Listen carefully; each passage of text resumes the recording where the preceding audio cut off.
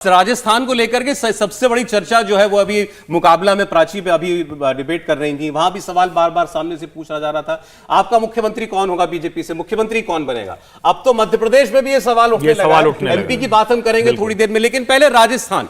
हमने आपको ये चेहरे क्यों दिखाए। राजस्थान का चुनाव फिर वही 125-150 पर ले जाने अगर बीजेपी चाहती है तो उसको क्या ऐसे मजबूत चेहरों को उतारने की जरूरत है? पहला सवाल, क्या जरूरत है उनको, और दूसरा, क्या इन्हीं में से कोई एक आपको मुख्यमंत्री का चेहरा दिखाई दे रहा है? समीर जी।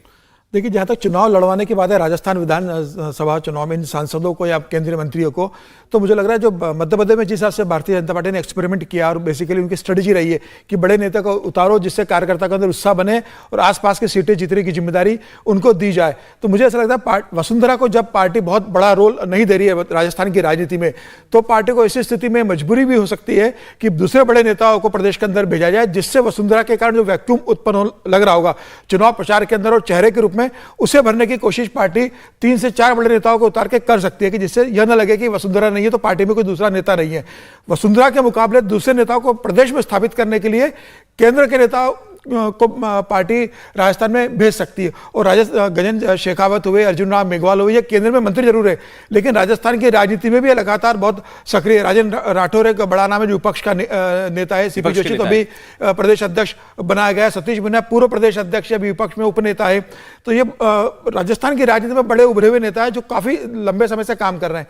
तो मुझे ऐसा लग रहा है कि वसुंधरा के वैक्यूम को अगर पार्टी भरना चाहती है कि वसुंधरा को नहीं देना है, तो इस स्थिति में पार्टी इन नेताओं को चुनाव में लड़वा सकती है। नहीं, इसमें से लेकिन कोई, आपने बार बार वसुंधरा राजे का नाम लिया, वसुंधरा राजे के रोल रिप्लेसमेंट क्या वो इनमें से कोई कर पाता हुआ आपको दिखाई दे रहा है? नहीं, वसुंधरा का जो कद है वो इनमें से कोई भी नेता को उसके बराबर का कद राजस्थान की राजनीति में नहीं। यहां तक लोकप्रियता है, संगठन के अंदर उसका पकड़ है और जनता के बीच में लोकप्रियता है। लेकिन यह भी सही है कि सतीश पूनिया, राजेंद्र राठौर उस स्थान पर नहीं बैठे, लेकिन सतीश पूनिया ने प्रदेश अध्यक्ष रहते काफी काम किया था। तो मुझे लग रहा है सतीश पूनिया जातिगत समीकरण लड़ेंगे, लेकिन आपको लगता है? बिल्कुल, मुझे लग रहा है लड़वाएगी पार्टी। देखिए, इसमें एक और जो अंतर है मध्य प्रदेश और राजस्थान से, क्योंकि चर्चा उसी चल रही कि वही सीधे सीधे इसको लागू कर दिया जा रहा है। मध्य प्रदेश के जो नेता हैं वो सब बड़े नेता हैं, वो नरेंद्र मोदी युग के पहले के नेता हैं।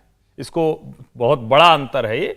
वो नरेंद्र मोदी युग के पहले के नेता हैं, वो अटल अडवाणी युग के नेता थे जो भारतीय जनता पार्टी में राजनीति कर रहे थे, कुछ राज्य में राजनीति करते रहे, कुछ केंद्र में पहले से आ गए। यहां जितने दूसरे नेताओं की बात हो रही, इनका सबका लगभग उभार उसके बाद का। बिल्कुल ठीक बात। ये उनके प्रयोग किए हुए लोग हैं। अब सवाल ये है कि जिसको हम कहते हैं, जो आपने अभी बड़ी अच्छी बात कही कि घरेलू मैच पहले खेल लेना पड़ेगा, सवाल यहां यह है कि क्या जिसकी हम बात कर रहे हैं, जिस फटीग की बात होती है, जिस चेहरे की थकावट की बात होती है, क्या पूरी की पूरी लोकसभा सीटें जीतने के लिए नरेंद्र मोदी, अमित शाह को लग रहा है कि वहां भी बड़े बदलाव करने की आवश्यकता है? और शायद उस जो कहते हैं ना कि जिसको प्रीएम्प्ट कर लेना, उसके लिहाज से आप इनको राज्य में इस्तेमाल करेंगे, वहां बदलाव होगा, वहां एक गुंजाइश बनेगी, किसको चेहरा बना सकते हो। और एक चीज से मैं सहमत नहीं होता हूं कि वसुंधरा का कोई विकल्प नहीं।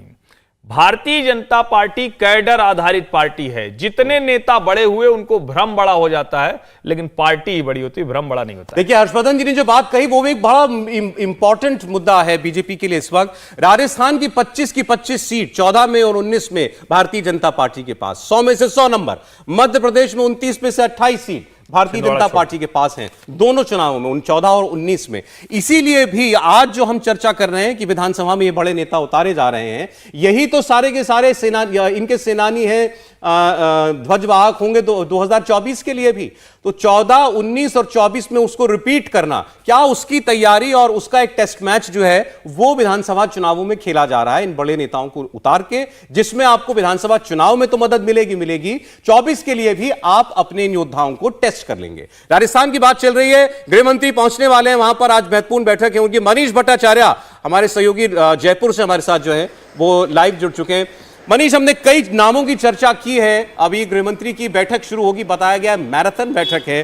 कुछ नाम, गजेंद्र शेखावत, अर्जुन राम मेघवाल केंद्रीय मंत्री हैं, राजेंद्र राठौर, दिया कुमारी, ज्योति मिर्धा, वसुंधरा राजे तो खैर हैं ही। तो आपसे समझना चाहते हैं, क्या वहां भी ये सुगबुगाहट सुन रहे हैं, एमपी की तरह केंद्र में बड़े नेताओं को लाया जाए, लड़ाया जाए विधानसभा राजस्थान?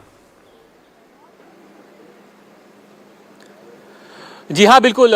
जिन नामों की आप चर्चा कर रहे हैं, ये सुगबुगाहट राजस्थान में कई दिनों से चल रही है। गजेंद्र सिंह शेखावत हों, दिया कुमारी हों, किरोड़ी लाल मीणा हों, नरेंद्र खीचड़ हों, राज्यवर्धन सिंह राठौड़ हों, ज्योति मिर्धा तो अभी आई हैं। हालांकि इस बात की अभी बहुत ज़्यादा इस पर प्रबलता नहीं मिलती है कि ज्योति मिर्धा को विधानसभा चुनाव लड़ाने की तैयारी की जाएगी। एक जाट चेहरे के तौर पर उनकी एंट्री जरूर दी गई है, लेकिन जिन नामों की चर्चा हुई है उसमें हेवी वेट गजेंद्र सिंह शेखावत, दिया कुमारी और जो अन्य नाम है वो एक मुख्यमंत्री के दावेदार के तौर पर भी कई दिनों से चर्चा में चल रहे हैं। और इनके नामों पर चर्चा इसलिए भी सबसे ज्यादा जरूरी है क्योंकि आज की इस मीटिंग में लगभग ये तय हो जाएगा कि इन लोगों को फील्ड में उतार दिया जाएगा। जैसे कि गजेंद्र सिंह शेखावत की अगर बात करें तो कई दिनों से बाजार में चर्चा है कि पोखरण से उनकी लगभग तैयारी है। पिछली बार भी पोखरण से वो चुनाव लड़ने की तैयारी कर रहे थे।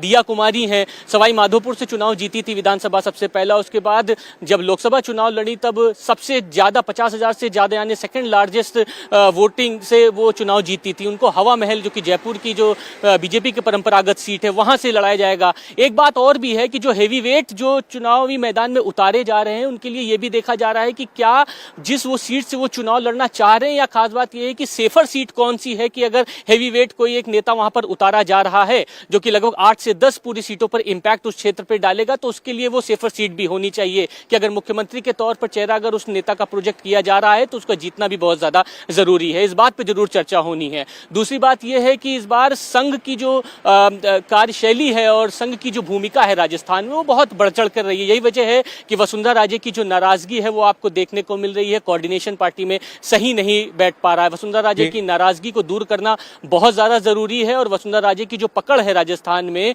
उससे कोई इग्नोर नहीं कर सकता है और इसको कोऑर्डिनेशन बैठाने की जरूरत है। इसीलिए शायद अमित शाह और जेपी नड्डा यहाँ पर आ रहे हैं। इंडिया टीवी हर वक्त हर जगह डाउनलोड करने के लिए सर्च करें India TV news Google play store या ऐप स्टोर पर।